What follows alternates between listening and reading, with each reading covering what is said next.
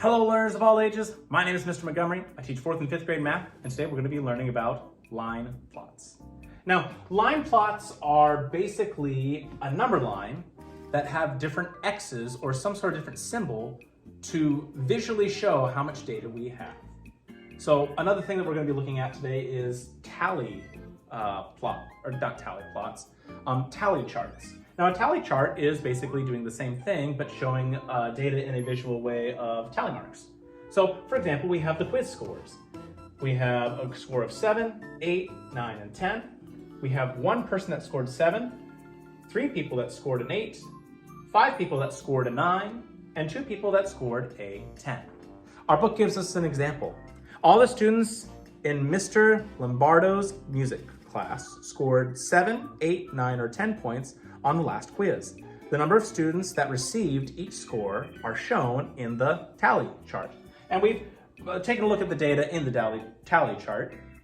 How can you display the scores in a graph? You can use a line plot to display the scores. So we're going to be transferring data from one form of graph to another form of graph. So I have my title up here, quiz scores, and I have the 7 on the line plot. Well, I'm going to plot 1x above 7 because that's how much people scored 7 points. For 8, I have 3, so I'm going to have 3 x's. 1, 2, 3 on top of each other like that. 9 has the most at 5. 1, 2, 3, 4, 5. And 10 has 2 x's that will be right above the number 10. All right, my 4th grade friends, it's a pretty simple lesson, pretty straightforward, but we do have 3 questions that go with our tally marks as well with our line plot.